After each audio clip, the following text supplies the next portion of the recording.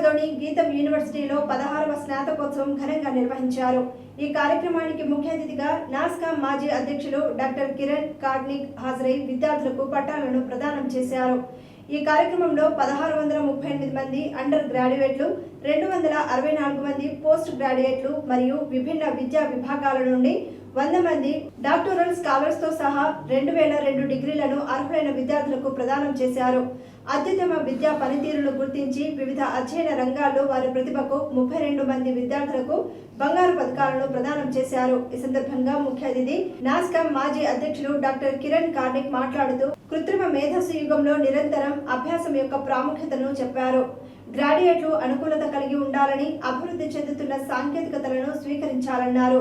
వేగంగా మారుతున్న career landscape ను నావిగేట్ చేయడానికి వృద్ధి మనస్తత్వాన్ని అభివృద్ధి చేసుకోవాలని ఆయన కోరారు.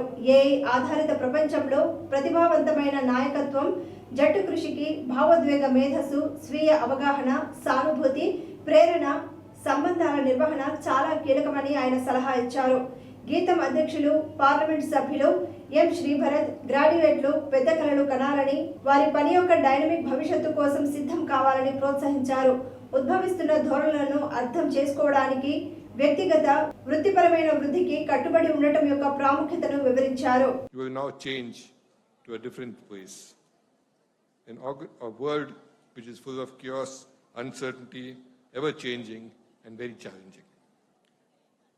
My congratulations also to two key groups. The faculty who taught, guided and mentored you through your time here, and your parents or guardians who nurtured and encouraged you. They have sacrificed much to see you reach this stage. Do acknowledge this by showing them your affection, gratitude and respect.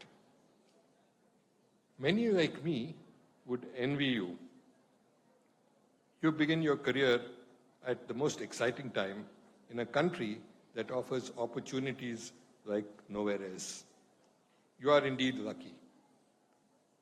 As the poet William Wordsworth said in a different time and context, and he was speaking of the French Revolution, bliss was it in that dawn to be alive, but to be young was very heaven.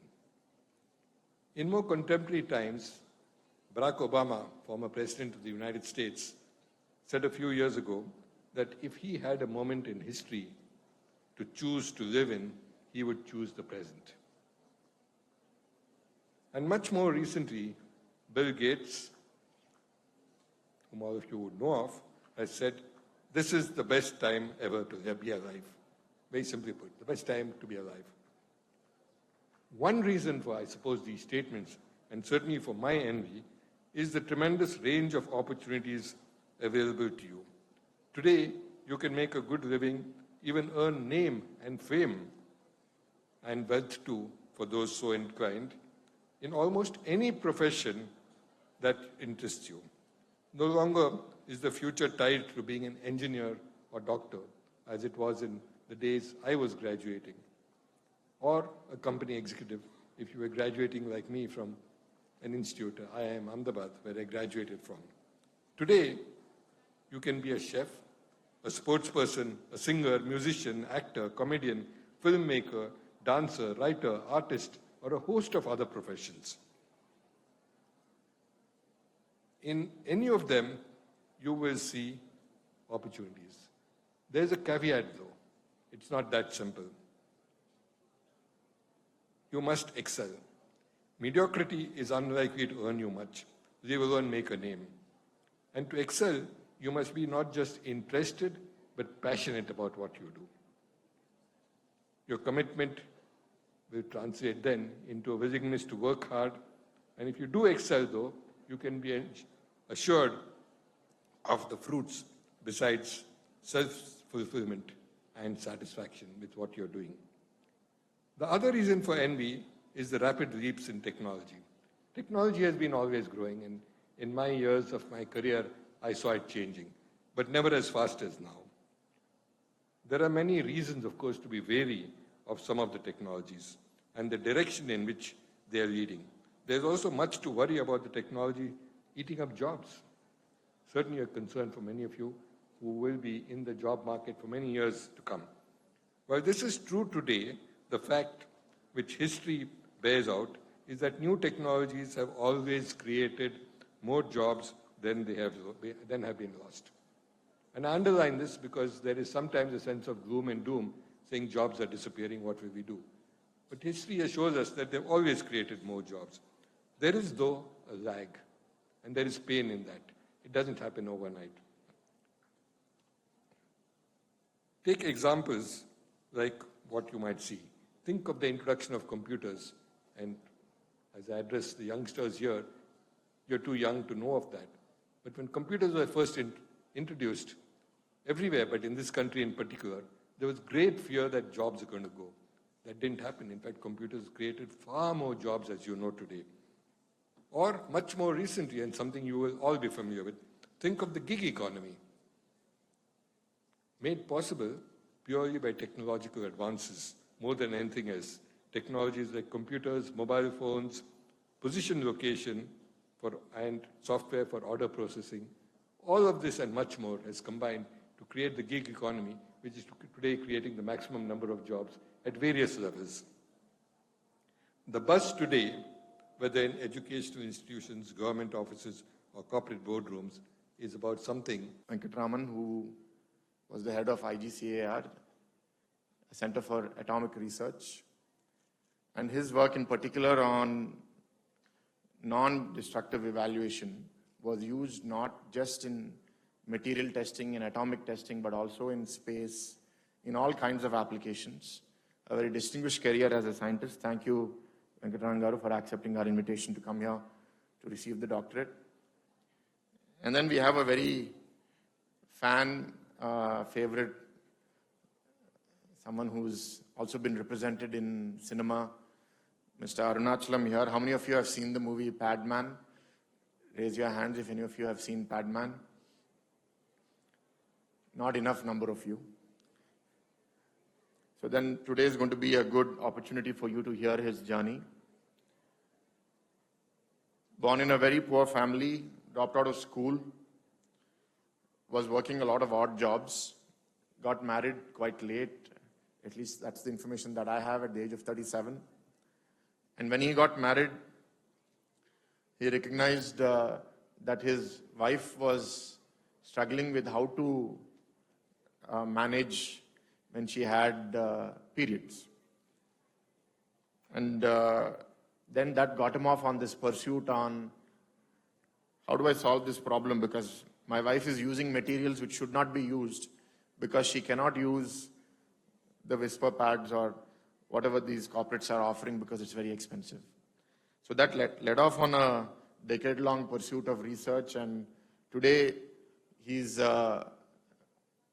created a product under the name of the company Jayashree Industries, which is being offered to many rural areas of India, and the cost of this menstrual pad is less than a third of what is offered in the market. So I think the work that is done is tremendous. It's transforming not just the experience of the women, but also the social taboo that many women face, particularly in rural settings.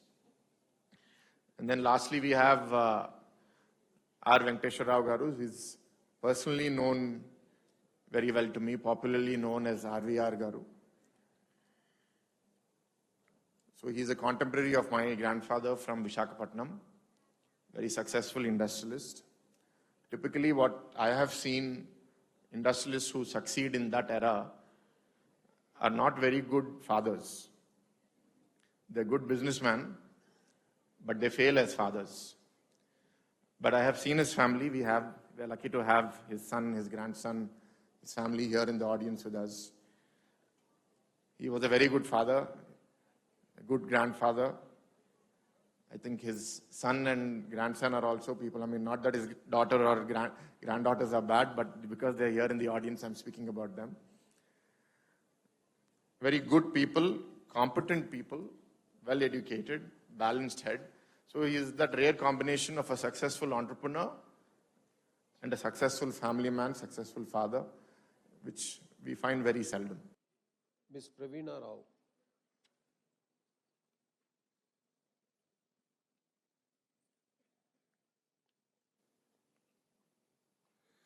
PhD in Civil Engineering, Mr. M.R. Rajgopal.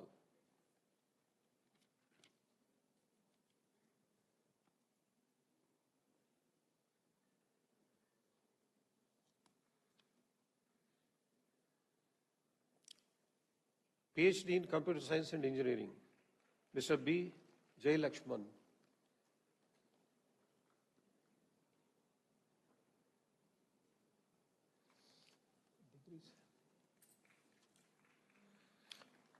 PhD in Computer Science and Engineering, Chaitanya Udata.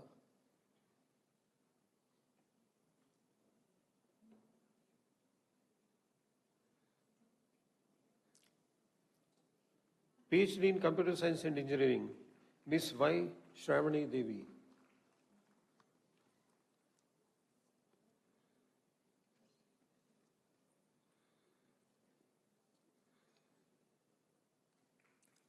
PhD in Computer Science and Engineering, Ms. Indira Linginani.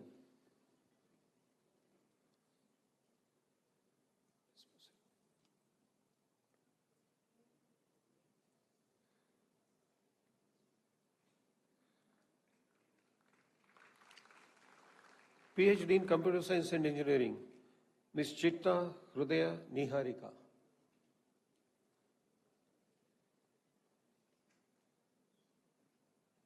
Sairam Kotare.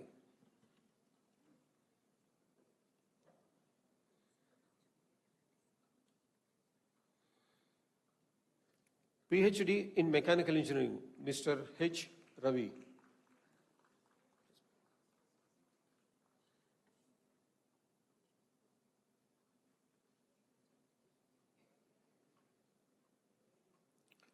PhD in Mechanical Engineering, Mr. Hazari Naresh.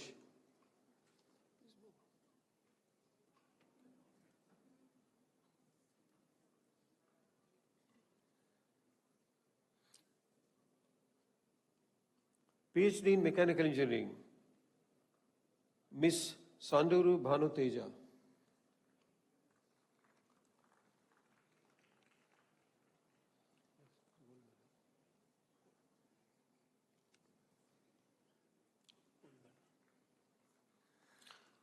Next we have President's Gold Medal for the first ranker in MTech, Mr. Stevenson Batu.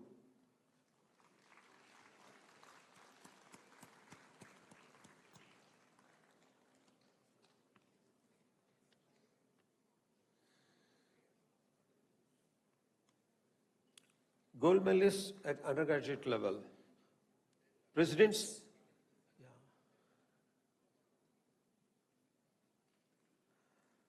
Gold Medal for the overall first ranker from all branches of BTech goes to Ms. Mahalakshmi Shivpur.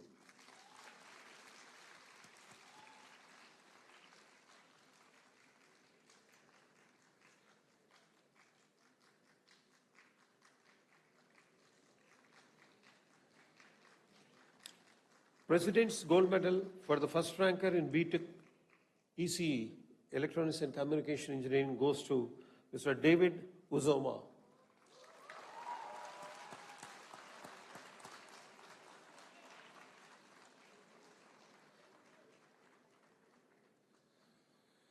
President's Gold Medal for the first ranker in BTech CSE goes to Ms. Rekha Yashasvi.